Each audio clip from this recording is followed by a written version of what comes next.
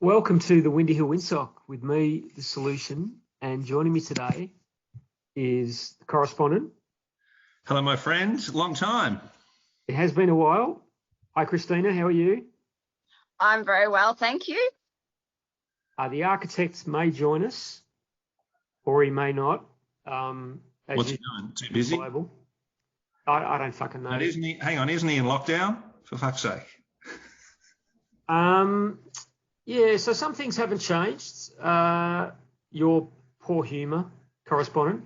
But, so we're doing this podcast, which now enables us to make the claim we remain the longest serving Essendon podcast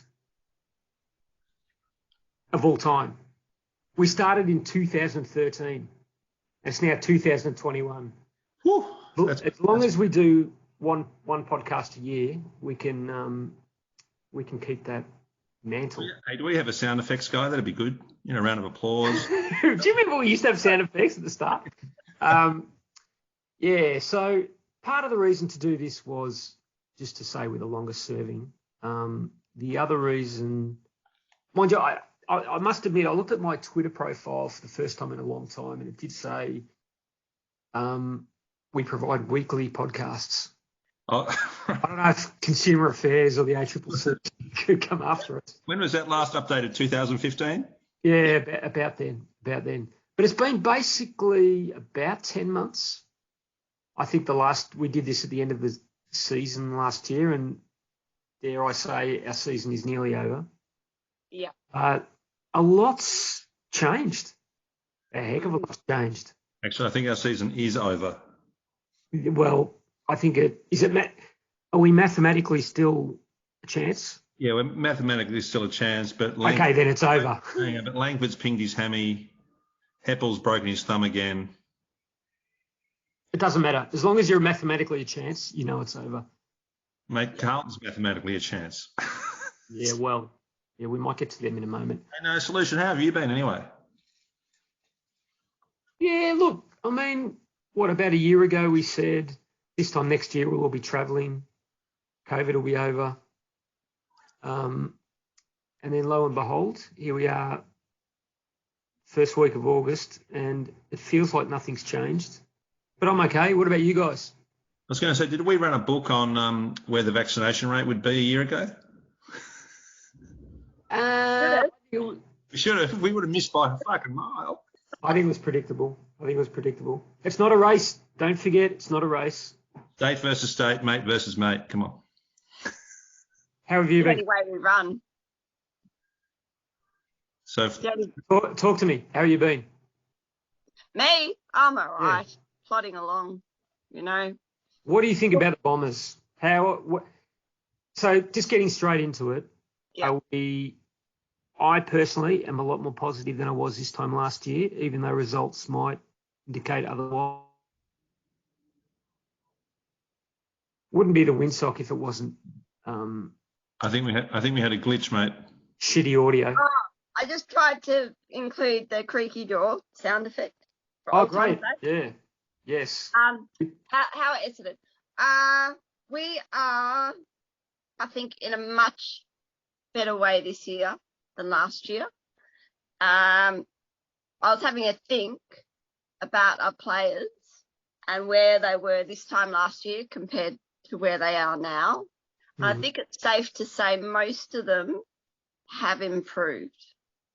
They're actually playing better football. We might not be winning games, but if you think about like where Parrish was and what he's doing now, he's improved. You're obviously you're excluding Dylan Clark from that. Yeah, and I was going to say, riddle me the bit about our number 12, Cutler. Yeah, he's actually improved. No, come on. I think he's improved. Okay. He's improved a lot. He's improved off probably the lowest base. Doesn't matter, mate. What's the definition? The arrow's going, it's either going three ways. It's either on the x-axis or it's going positive Y or negative Y. And I think he's positive Y. Oh, it almost takes me straight to, city runner, country runner. I don't know what he is, but anyway. I don't look. Yeah. Anyway, injuries haven't helped, right? The list has been depleted to a degree that Tommy Hurd's a chance. Well, I personally, this is part of the positivity from me comes from, and you guys know I'm not naturally a positive person. Oh yeah. I'm definitely a glass half empty kind of guy, but I think the injuries, I think the draw, and what we're barely going to touch Melbourne this season. We'll talk about it, I'm sure. Yeah. And this fucking Queensland bubble bullshit. But when you consider that, when you consider some of the close games that we really should have won, partly because of our own fault, partly because of umpiring decisions, partly because I do think the youth the relatively young age of the list has made a big difference in close games. Yeah. The bulk of the optimism has got to come from the draftees. Yep. And granted, who's the one who's injured of the three that were drafted in a row? Harrison. No, Reid. No, Reid. Oh, Reid. I guess he's injured and we haven't really seen him. But you have to say, including Harrison Jones, and it's effectively his first year, and Cox and Perkins. Three. It reminds me of when St Kilda drafted Cozzy and who did they draft in the same draft? Was it Cozzy and they had about 3 or 4 that were kind of... I'm trying to think whether it was Del Santo and that crew and Lenny Hayes, but yeah, all that kind of era, right? They all started at the same time anyway. Yeah. But just 3 tremendous young players, and I think they're the springboard for my optimism. Oh, and also the other guy that we've all known about who's still only played 15 or 20 games is Big Sammy Draper. Mm. Oh, yeah, absolutely. I mean, how good is it having a ruckman that can actually play in the position and impose himself, and he doesn't mind getting fired up and getting in someone's face, right? And he's got the aerobic capability of actually running around the ground. And that hair's a winner. And he also, you know what I love about him in the centre bounce is he will try and move the ball forward, and he doesn't care if he uses his ankle, his knee, his shoulder, his elbow, whatever part of his body he can use. I described him a little while ago. I said he's less a car. He's certainly not a luxury car. He's more a combine harvester. Yeah. How was that highlight? Was it against Hawthorn a month ago when he grabbed the ball on the wing, kind of shimmied through a few guys, clapped on the pace, almost surprised himself that he got where he got, didn't know what the fuck to do. But that's the thing. I reckon he's only scratching the surface of his ability. We all know he came to footy late. But I agree, Christina, he's going to be awesome. Yeah. So there's 4 players at the start that you can, and 4 very different players. One's a key forward, one's a ruckman, one Perkins. I don't know what he could be. I think he's like a young Dusty Martin. Well, I heard that when he was at school growing up, they just would put him in the forward line and let him go to town. They didn't even need to coach him. He just knew what to do up forward. What school did he go to? He was I think Caulfield or Brighton, I think. Brighton Grammar. I think he went okay with the ladies too. Brighton. I think he goes okay with whoever he wants. He's a good-looking young boy. I'll tell you the amount of blokes that have got man crushes on him. Yeah, put my hand up. I think there's a certain friend of the podcast that might have moved on from Paddy Ambrose to the Perkinator. Is that Fiona? Shout out, Fiona. Yeah, could have been. Yeah. Actually, she did promise to be on a podcast Well, she was going to do a MasterChef segment, wasn't she, with us? Is that right? Yeah, well, we will be doing that soon. My people are in touch with her people, but yeah, he's definitely a good-looking boy. But for all of that, I must admit, I reckon Nick Cox, he is the future. Yep. We know he makes Bruce Reid look like Mr. Universe. Yeah. Bruce Reid when he was young, I should say. You need to tell the audience who Bruce Reid is. Yeah, maybe we do. He's skinny, is what I'm saying. He looks a bit like that creator of. He looks like Vitalik, No, Brandon Stark, who was on the high jump last night. He makes Brandon Stark look fat. So he does. He the pole vaulters. That pole vaulter. Not the pole vaulter. He makes the pole look fat. But I reckon he's going to be the best of the bunch. I reckon people will look back in 5 years' time and go, how the hell did he slip to where he is? And that, I'm not trying to disrespect the draft picks that went before him. I think some are going to be great. Some, maybe the jury's out. But so where's he going to play? Is he going to play key position in 5 years' time, and they'll just keep running in between the two flanks for the next couple of years, throw him in the middle occasionally? Christina, any view? Oh, it's a tough one because he's got the aerobic capacity, but you just need, I think, until he puts some meat on. I don't know. Would it forward or half forward? Would you put him there? He can take a mark. Yep. One-on-one. He can kick both sides. Yeah. Yep. Personally, I think he'll be a midfielder. But I think he'll be a midfielder that continually hurts his opponents by drifting forward and taking marks and kicking goals. And I don't know there's an answer for a guy of his physique and size. And I don't necessarily think he needs to gain a heck of a lot of weight either. Does he play? If he plays in the midfield, he doesn't play in the ruck though, because you don't put Ferraris in the ruck, mate. No, you put combine harvesters. That's right. That point. So I have Sammy Draper and him standing in the cuts. Yeah, correct. You put a tractor in the ruck. But I don't think there's a player like him. I think he's unique. I think he's highly skilled. His awareness is tremendous. The way he can sometimes he's already got half a dozen probably highlights from this year of where he's balked, faked, sold candy, almost did Michael Long type things. I'll use the term again. I think we're only scratching the surface of what he can do. I think he's plateaued out the second half of the year, but you can kind of be forgiven for the rookies that they, didn't play. Most of them didn't train or play at all last year with COVID. And so they've had a very small training base, and yet they've played most of the games this year, which is incredible. But I think get another pre-season into him and the others, they'll be fitter, stronger, and they'll be able to do more and have an impact for much longer into the season. I'll tell you who doesn't, just circling back to him, who doesn't need to gain weight is Archie Perkins. I haven't seen him miss a tackle in the entire year, which is extraordinary for a first-year player of his youth.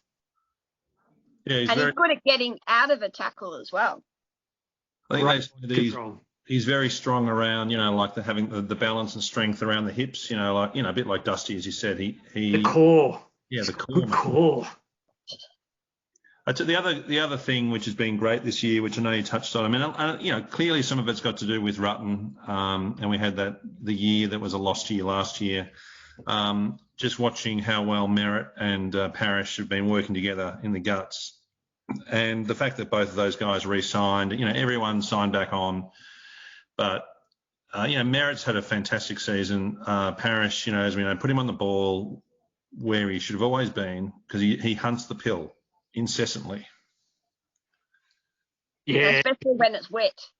You can just tell he loves wet weather football. He's all weather. He's all weather. Yeah. He's once or twice this year he's struggled a bit under the hard tag. Yeah, but He'll work through.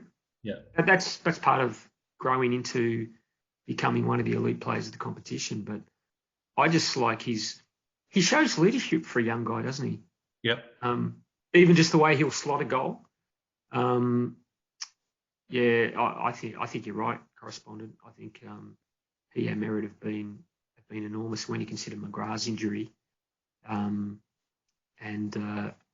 As you said earlier, the injuries in general, those two have definitely stepped up. Can we talk about the skipper a little bit?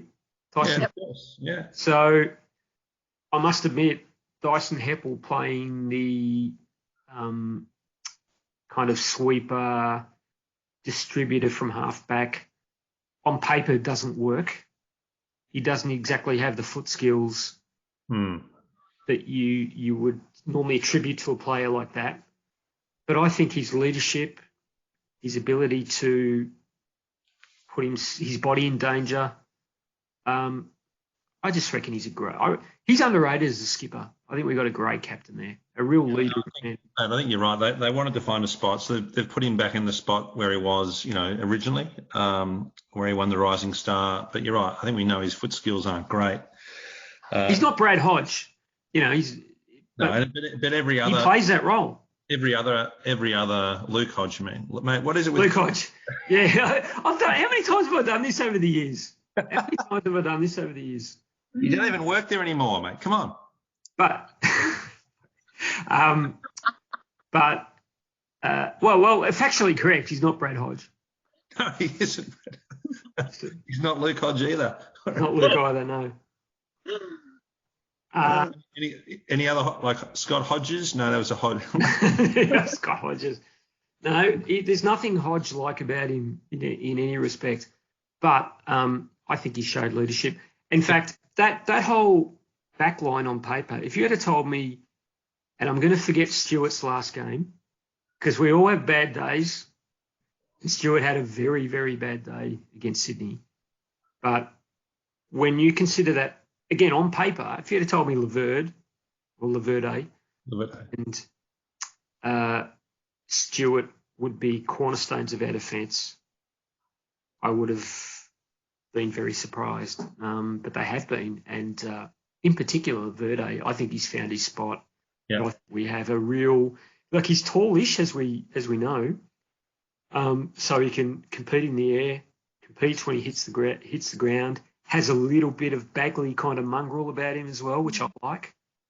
I love him down there. Yeah, he's certainly done a great job. You go, Christina. Yeah, did you see that bit where he was like 1-on-3 in the Sydney forward line, and he just kept going for the ball and trying to just hold them up until he got support, and he ended up getting the ball for us. Like, it was just incredible, just work, tireless work of just trying to win the ball. And he's got that thing that great defenders have. He hates it when he gets beaten. Like you can throw him, he throws his head back, he gets angry, he gets really annoyed when he's outmarked, which is not often. We've definitely found someone there. Hey mate, while we're talking defence, we've obviously had another great season from our best and fairest winner, who just roams around doing his thing, and then Nick Hind. Like, how good has he been? Well, I was Hind, Ridley, and also the Red Dog, Redman. Yeah, Redman's back to the form of a couple of years ago, right? Yeah, I think all three have been great. So have we? It's almost like we traded the 82 Chimera, as in we got break down the Sard trade, like even straight up Sard for Hind. I think we're better. Yep. I think Hind's been better than Sard was in previous seasons. And we've got, I'd love to say it's Nick Cox. Like the fact that there were drafted three like in a row kind of makes it hard to pin down who we got. For whom, yeah. Particularly for whom. But we got away with daylight robbery there, surely. Yeah. Yeah. Why are you Carlton. laughing, Christina? I just think of all the Carlton supporters who were so impressed with that they got Sard. They were so happy, and then halfway through the year, we kind of saw what Hine could do and his ability, and I think they kind of went quiet. It's kind of funny when look, there's been quiet. There's been more salt than lake air, that's for sure. Yeah. But I mean, it's interesting. Like, we're talking about young players in the future and all those things. You can contrast Carlton with Essendon. Carlton will probably finish above us, to be honest. But I'd much rather be in our position and have our list because of everything we've been speaking about with regards to the young players. Can I touch on that other young guy that we haven't spoken about in detail, Harrison Jones? I get real 1980s Terry Danaher / Van der Haar kind of leap at the ball, old-fashioned vibes. Am I the only one? No, I think you're right. He has that ability to take the ball at the highest point, loves jumping into a pack. And we've only seen snippets, and he can kick straight. Yep. I remember going to some of the early part of the year and saying it was so watching our players kick for goal was actually stress-free for the first time in years, because you just kind of went, they're going to kick it. Yeah, but they're going to kick it. Why? Because somebody left. Yeah, true. It's not rocket science. Yeah. Harrison Jones kicked 5 points was it 5 points in his first game? I think 3 or 5, that first game. And then he didn't miss. He improved more in 1 week than Joe Danaher improved in his entire career. Yeah. Like, fuck me. So and now Brisbane have lost their main goal kicker, and they've only got Joe. Yeah, who's probably more known for his dives this year than anything. Look, Joe Danaher's elite talent, can tear up a game, can kick 7 goals on a given night and win you a game and all those things. But I think we all kind of know that he didn't get 100% out of himself, and it wasn't just due to luck. And look, good luck, Brisbane, but very happy with what we got, where we're at. And mate, similarly with Fantasia, who hasn't really got on the park. Fantasia as well, exactly. But like, back to Harrison Jones, it's not just he's kind of leaping. He's got that old-fashioned, I'm just a footballer. There's athletes and there's guys like Jake Stringer, just a pure footballer. And I think Harrison Jones has got a little bit of that. He's got a little bit of James Hird, the way he glides and the little things that he does. And again, he's another one that exceeded all expectations and makes me very excited for future years. And mate, just a quick little mention of a guy that we only saw a bit of, and if you can get his hammies right, Caldwell. He's like a parish. He's a ball hunter. That's all he wants to do. Yes. Did you hear that clip about the Giants? They were saying that Jai last year, it was actually the head coach, was saying Jai has been working hard. He said Jai is working harder than the rest of you, and he was saying this to basically the Giants team and pointing them out. And Giants are really a bit upset that they lost him. So, and he's only 21. So, he's got a lot to show and lots of years to come. So, I think so.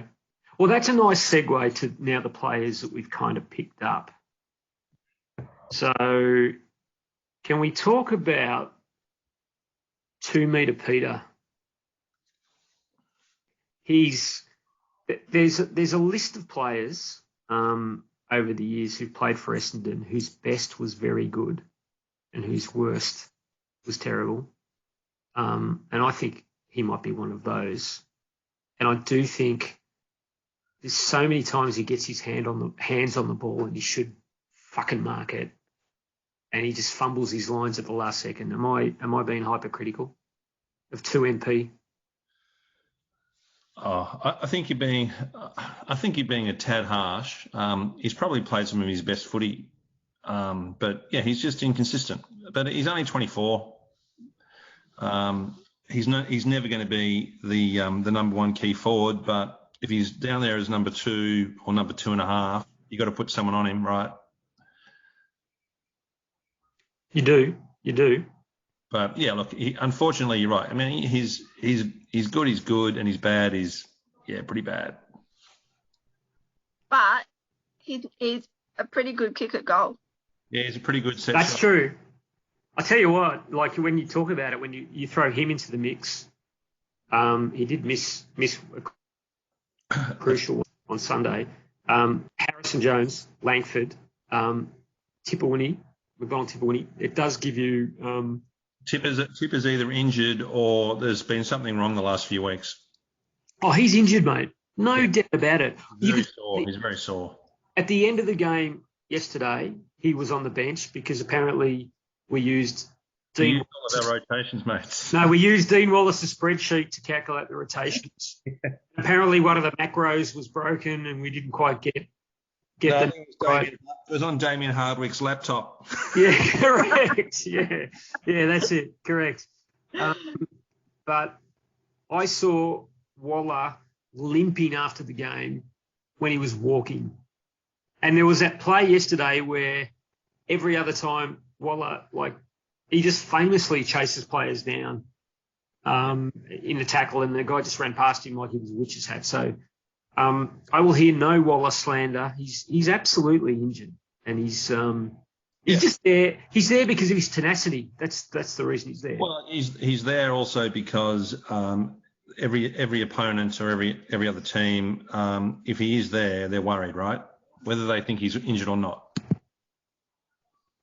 And he can have 3 kicks for goal, or 3 kicks in a game and kick 2 goals out of it. So yeah, but I've got no doubt he'll get better. I know you're running the agenda, but just at any time, can we just talk about the umpiring? Well, we're going to get to some more macro questions a little bit later. How long are we going for? Well, yeah, good point. We're going about 40 minutes. We're only doing this once a fucking year, though, mate. So just hold your horse. If you keep on handing out shit, I'll put you into breakout rooms. Are there any other players? So there's obviously some dead wood still at the club. I want to ask you a question about Aaron Francis.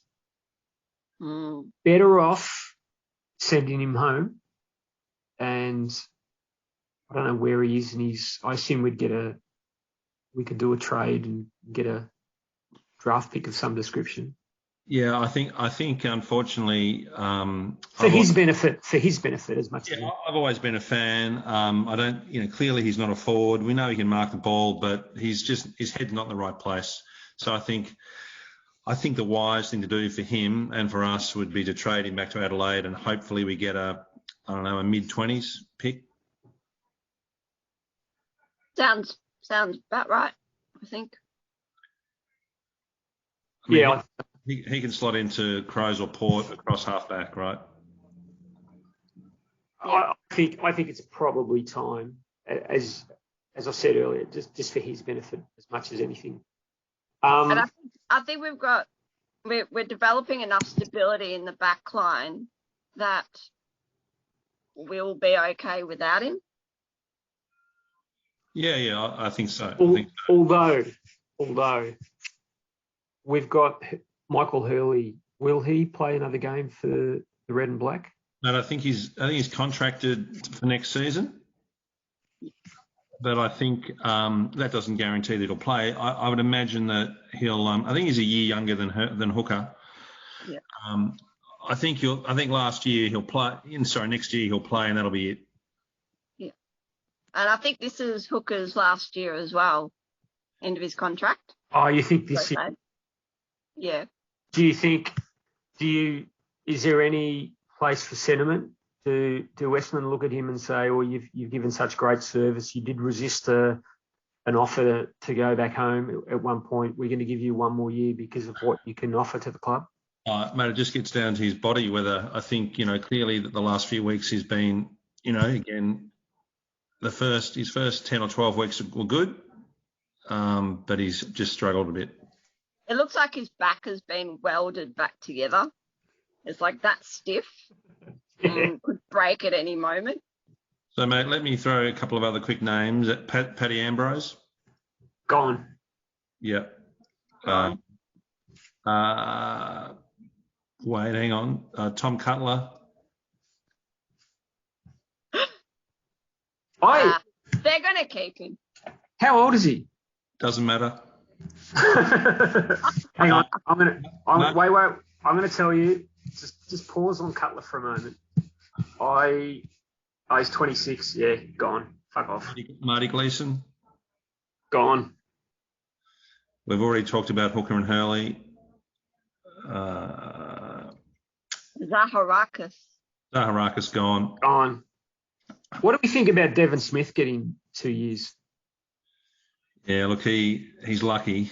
He's certainly not the player he was after his first year. Yeah. Actually, can I just say the other guy we haven't spoken of that we should have, given that we've spoken about defenders and midfielders. What about Jake Stringer? Legend. Yeah. I think this is something that the club is to be commended for because we've signed the critical players, and I would say that Merritt and Harris signed as well, didn't he? And Stringer probably potentially our three best players. Tremendous. Jake Stringer's a marvel. Honestly, he seems to be getting better. That's the amazing thing. Yeah, the role that he's been playing out of the middle and just the power he's got in the guts. 3 or 4 blokes try and jump on him and he just somehow gets the ball forward. And he is only 26. He feels a lot older. Sorry, Christina. Yeah. I was just saying that at the end of last season, Blake Carosella kind of challenged him and said, I think you can play in the midfield, but you need to get fitter. So Jake went, all right. So he got a running coach, worked on his fitness. And, and that's a good result. He still runs. He shuffles, though. He and Hooker, they could definitely, when they finish their career, they could become the new... the new Cliff Young's, mate. Young. I was going to say the new what's the band? Red Foo and Everybody Shuffling. What's the band called again? Who did that song? Where's your daughter? Is she around? It's too old for my daughter. That's got to be 10 years old. Yeah. I'll tell you who it is. It's that fucking, what's that band called? Every Day I'm Shuffling. You know the song. I know the song. It doesn't mean I know the band. Can you hear that? LMFAO. Okay. Yeah. Yeah, LMFAO. They could become the LMFAO. You know what? If we could be bothered editing this podcast, I would edit that bit out. No. If you could be bothered. Correct. But hey, the other young guy that's played a couple of games, the ex-Richmond VFL guy, he looks like he's got a bit of go. Who? Durham. Oh yeah. No, I like the cut of his jib. Yep. Even though he's got Kieran Spawn kind of look about him. He wasn't my favourite player, but no, I like him. Look, I think there's personally, I think. Well, I'd sum it up this way. I think we've had mixed results from trades we've made. We haven't even spoke about Shield, who he's been injured, so probably the jury can remain out, although he is 28. But I think we've had mixed results with trades we've done. I think drafts, Dodoro is the GOAT. He is the absolute GOAT. And I reckon if we can clear the dead wood and have another crack at the draft, and that can be in their 20s, 30s, I mean, what number was Harrison Jones again? 30. 30. You can pick up a good player. Dodoro certainly can. I'd much rather have another crack at the draft. Yeah, well, that's like we said earlier with Francis. If we offload him and get a pick around there and a few more, and I think, as you guys know, we still do need. The issue we've had this year is forward structure, right? Mm. And having someone to kick to, and when to run. Even going into the game on the weekend, we went into the game without Hooker and without Harrison Jones.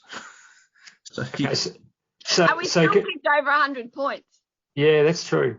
Yeah, which we've done. What was the stat? I think we're the only team to have scored 100 points so many times this year and lost every game. God, don't remind me. But as you said, mate, we lost some of those games by 1 point, 2 points, 3 points. And some questionable decisions.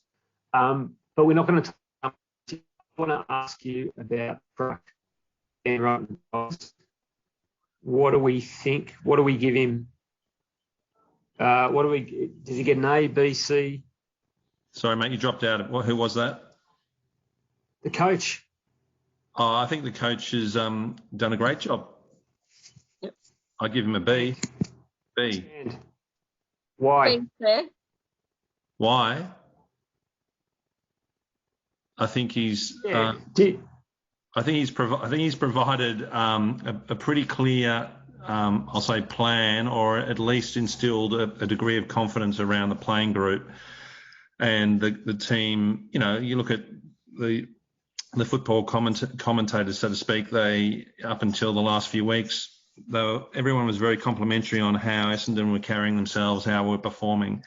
And the only thing that slowed us down are the things we've mentioned, whether it's injuries and not playing in Melbourne and so on and so forth.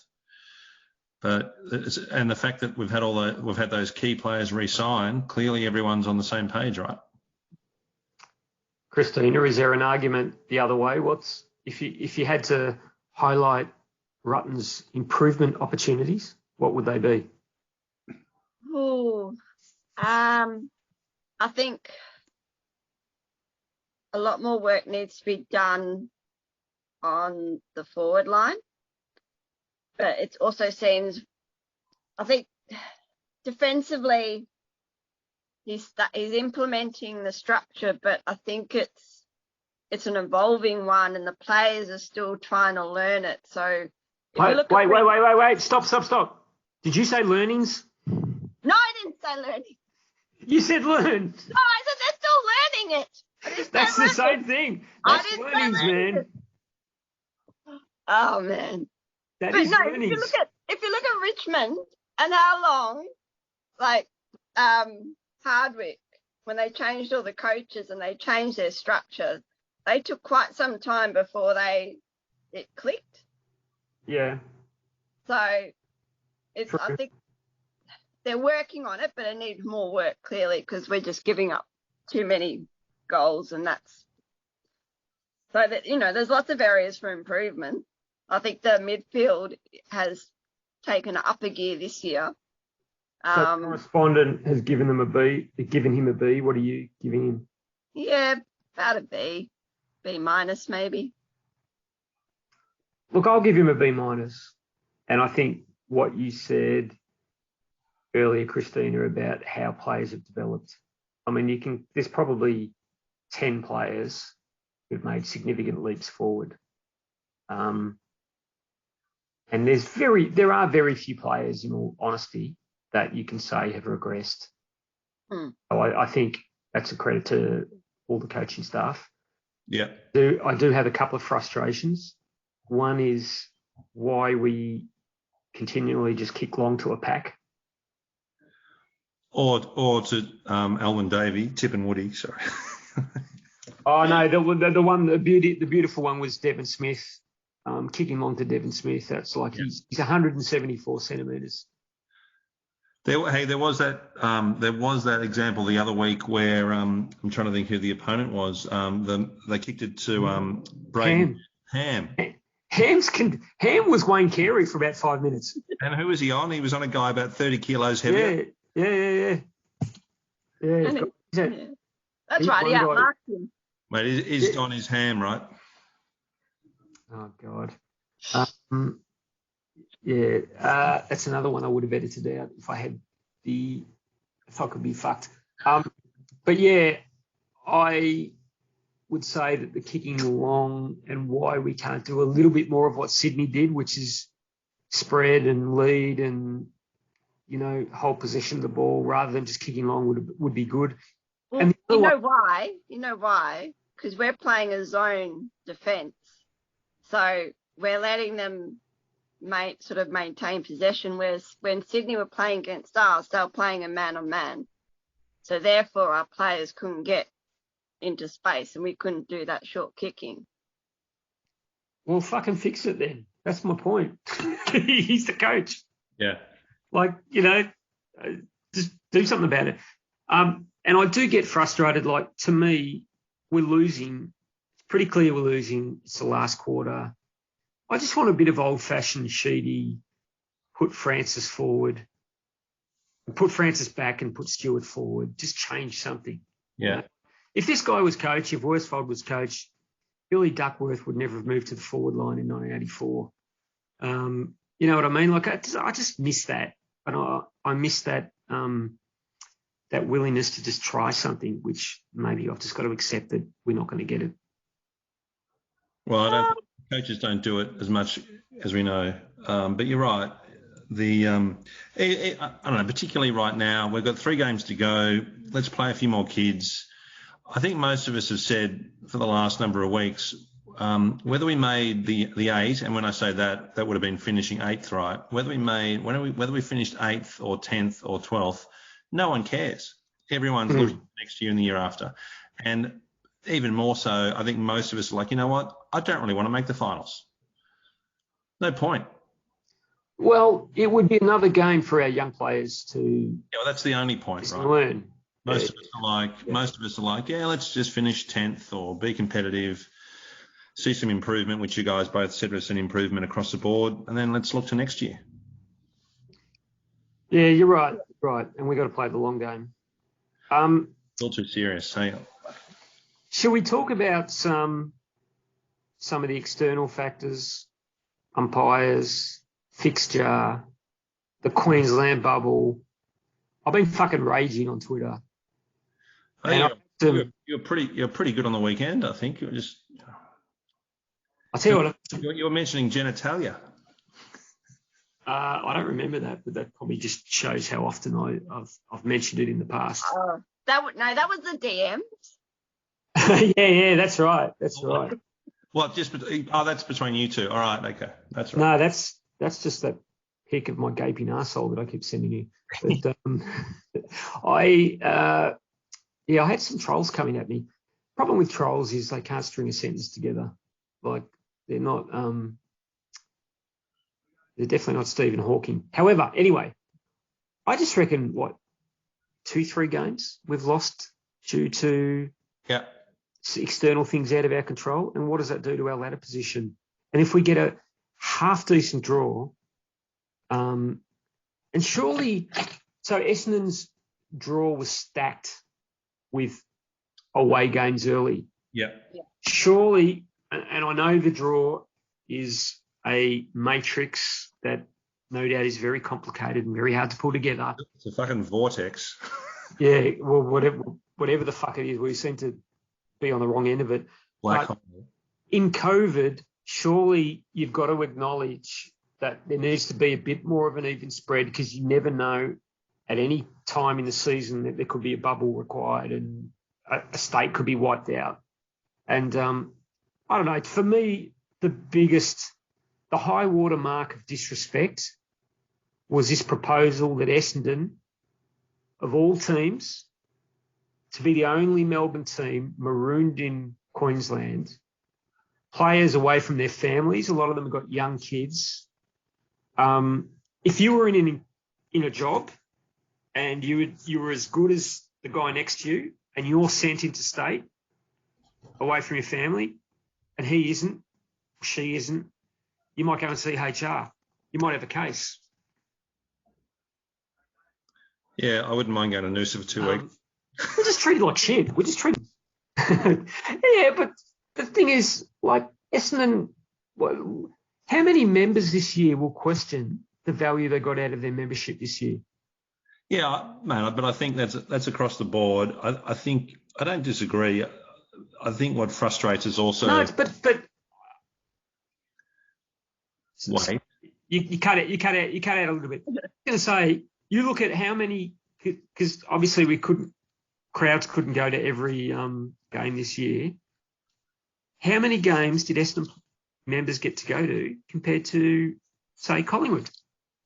Well, mate, Collingwood don't travel, so. Yeah. Correct. And most of the Richmond supporters decided not to turn up. To Marvel. I think what frustrates us also is the AFL. As we know, they can, like, take the weekend just gone. They can move 3 or 4 games from one state to the next, right, on a whim, because they're so concerned about getting games away. Yet we put a request in at the beginning of the year when we played Hawthorn to play it at the MCG, not Marvel. What do they say? I don't know, we can't move games. It's just, it's too hard, and there's sponsors, and which we all know is a crock of shit. Yeah. If there's been one benefit of COVID, it's that all the crap that pours out of head office, we can just completely ignore it and say nope. Agreed. Now, I don't know about you guys. It looks like my internet's starting to fail. By the way, I kind of held off getting NBN. So, as you guys know, I live in the inner north, and as you do too, correspondent. Christopher lives in leafier surrounds. I'm in the inner north. You're in the inner north. Yeah, well, that's correct. You're further up the arsehole than I am. But I'm pretty sure that the NBN rollout started pretty near me and then went right around Australia and then ended where I am, where I was forced to take it up. And my internet has been patchy ever since. It's been about... All right, it's happened at my place. Ever since we moved to NBN a year or so ago, it's been worse than the 10 years I had on just the cable. Yeah, exactly right. I was having that problem, and I got the new technician to come in, and he actually fixed it. So he plugged it in. He said there was like some wrong connection thing used, and he fixed it. Oh, the old connection thingy. Yeah. Okay. Was making that noise. That might be my problem, but I think it's telling us we need to probably wind up. So should we do this more often? I mean, it's not the end of the season. We always do an end of the season where we give the Herd of the Year, Henneman of the Year. The list. Maybe that's a good way to end it. Who's your front runners for Herd and Henneman of the Year? There's a question without notice. Parrish and Merritt for Herd. Jewel. Right. Henneman. The high jump. The high jump. Henneman. Yeah, I mean, I know you guys will want to say Stewart, and I'll want to say Cutler, but anyway. This is the perennial problem with the Henneman is, can you include guys that just don't get on the list? They're that shit. So I question whether Marty Gleeson can add to his Henneman trophy with another Henneman. But he's only played, a couple of games. So does that disqualify him? He played a couple of senior games. Yeah, don't think so. And the game he played, he actually wasn't too bad. So. Hey, just I know as we're wrapping up, and this is probably not a bad way to just throw it out there as well. Was there, did you ever think there was ever going to be a day where you would have Alex Rance and what's his name from St Kilda play in the Essendon colours? Can we sign him up?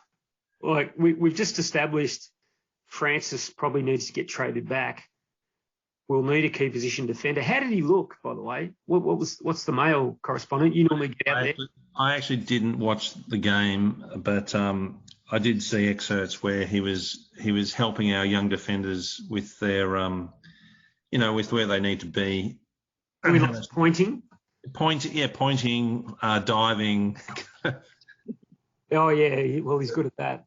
Lots of pointing. That's what older guys tend to do when they can't run to space anymore. They just point where other guys need to do it. Having said that, I know we mentioned Archie Perkins. Rance is still looking pretty sharp. Yeah, he is looking good. You're probably better placed than I to comment, Christina. But anyway, so. I mean, because he played for Richmond, I never took that much notice of him. But he looks pretty good. Hey, everyone looks good in red and black. Everyone in red and black. Andrew Phillips played for Carlton on the weekend in the Rezzies. He did too. Yeah, that's fucking weird. Dirty. How strange is it? He and Aaron Francis. I mean, that is the greatest. That is the world's greatest doppelganger, right? Yeah, they're just like a bit of a babushka doll. One's bigger than the other. Well, my kids did say when I first mentioned it, they said, "Dad, you're just saying that because they've got red hair." I said, "No, seriously, they look the same." Like, they had a crack at me for being. I don't know what do you call it? Is there a disposition when you're seen not to be nice to redheads? Because I was being perfectly sensible. You're a ginger hater. Is that what? That'll do. It's saying. Yeah. Well, look. In summary, I reckon we need to do this at least a few more times. Again, we can still say we're the longest running Essendon podcast, which I think is something we should keep up. If that's the only reason we do this occasionally, then that's reason enough. Yeah, I reckon so. 2013 we started. Right. We started about 2 weeks of Saga hit. So you're the alumni, where are they? Oh, the alumni. Well, very good question. So, people want to know. As I try to remember their aliases. Yeah, that's right. The Apprentice. The Apprentice is still in The Hague. Yep. In Holland. So he's still like a dyke. Yeah, that's right. He's got his finger in a dike. He's got some tulips. He's got a cafe which sells weed and mushrooms, and he's just living the high life. Mate, what about our mate that used to get his hair clipped at Sexy Scissors, right? Sweeper got COVID in Sexy Scissors. Well, that's not the only thing he got. yeah. That. Well, I was about to say we still don't know. He either got COVID or the clap, but he was lost in Sexy Scissors. DJ is still in Thailand, and last I heard, he was denying all charges. And who else? Rusty. Rusty's still in Queensland. So Rusty is locked down. Yeah, okay. Yeah, Rusty's in lockdown. I think he's patient zero. But yeah, that's kind of the alumni. Have I missed anybody? I mean, obviously the architect couldn't be joining us today. So I think that's it. But like it's like the mafia, mate. Once you're in, you can never leave. Tell me about it. Damn it. Well, on that note, again, I think pending we at least get one or two people to listen, I think we'll do it again before season's out. Well, I think it's either a season wrap or one in between. But mate, you drive this kind of shit show, so you let us know. No, I wouldn't go that far, but yeah, I will. But in the meantime, yeah, I've lost the intro, by the way. Remember the intro? You've lost it? Yeah, I can't find the MP3. Well, can't you go back online and like find one of the old videos or recordings? They're all gone. Because this will be on YouTube. So the old podcast site is defunct. I just stopped paying the membership. so I can't. If anybody, that's a good challenge. If anybody's got any old episodes saved on their phone, yeah. If True. you could send me because it's the greatest intro ever. What was the email address again? Just DM me on Twitter. That's all you need to do. But it was Cypress Hill, and it was tremendous, and a bit of James Hird, and I've lost it. So there'll be no intro, but maybe I could dig up a song and be bothered. I'm going to put the word out to Watson's troops. He's a genius in finding this kind of stuff. So Watson's troops on Twitter. Oh yes, he's tremendous. Yeah. Go do your thing. Yeah. And mate, if he can't help, I'm sure Charlie on Twitter can help you. Yeah, maybe. And of course, I've had to. As you guys know, not many people know, I do need to occasionally throw my laptop into the Yarra to cleanse it. Cleanse the internet of any evidence. So yeah, it's lost. But I'll see what I can do. But anyway, it was good to catch up with you guys. It's been a while. Unfortunately, I don't think we're not talking about a finals run, but I do think we're positive. Yeah, is that yeah. how we're ending? I think we are. We're certainly more positive than not. Yeah. Well, on that note, thanks to everyone that listened. Yeah, we'll sign off and see you soon, and we might keep chatting. Yeah, sounds good. All right. See you guys. Bye, guys. Catch you later. Bye.